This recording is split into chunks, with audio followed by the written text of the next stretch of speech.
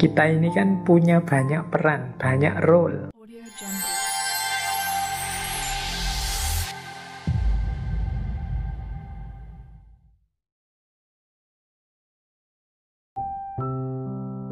Ini ada problem yang menarik, yaitu pertemuan antara playing role atau being ourselves, playing your role atau being yourself dalam hidup ini. Jadi ketika kita akan bermain identitas, itu biasanya ketemu dua hal. Kita ini kan punya banyak peran, banyak role.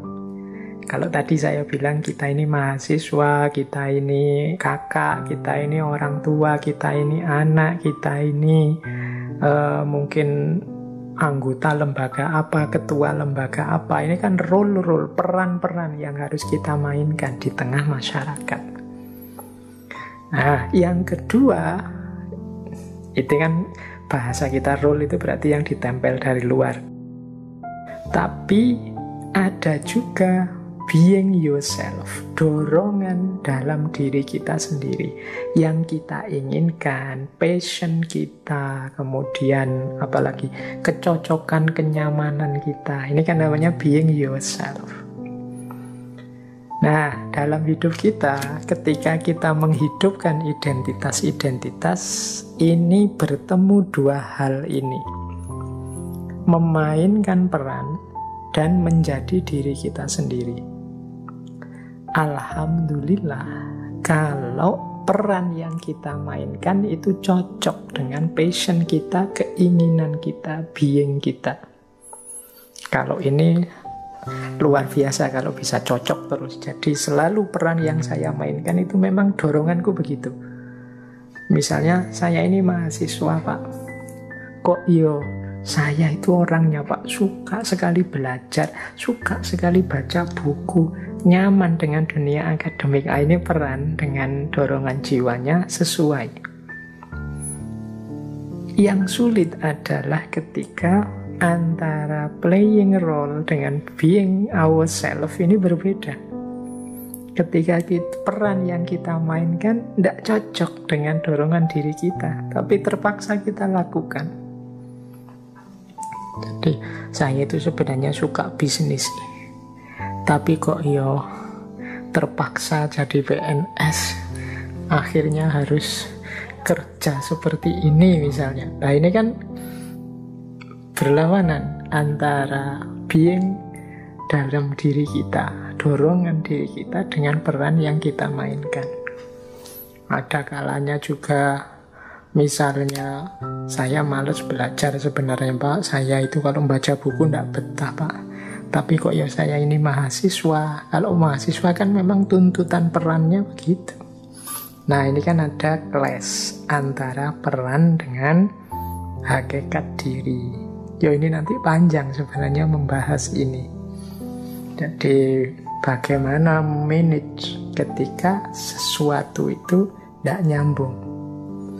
Yang pertama, rumusnya sebenarnya jangan lupa bahwa baik peran maupun passion, kecenderungan jiwa kita itu dua-duanya bukan harga mati. Jadi dua-duanya bisa ditawar. Jadi peran kita itu kan bukan harga mati juga. Misalnya kita mahasiswa tapi nggak cocok dengan emangnya opo kita wajib jadi mahasiswa? Itu kan bisa saja teman, sudahlah saya resign saja, saya mundur saja, tidak usah jadi mahasiswa, saya tidak nyaman.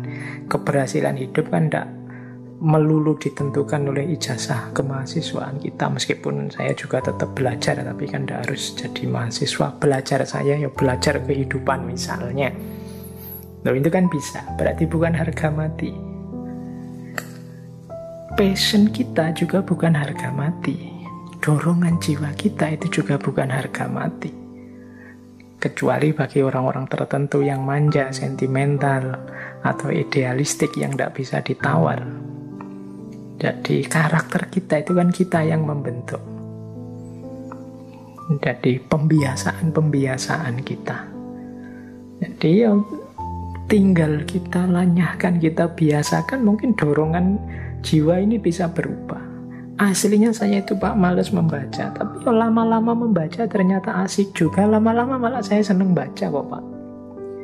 Aslinya saya males ke masjid, tapi sekali dua kali kok nyaman, lama-lama kok nyaman. Kalau tidak ke masjid malah tidak enak. Nah, ini berarti apa? Dorongan jiwa itu bukan sesuatu yang tidak bisa ditawar. Jadi seandainya kelas pun tidak masalah, teman-teman ingin menghidupkan atau memperjuangkan yang mana, tergantung prinsip-prinsip ideal dalam hidup yang ingin kita jalankan.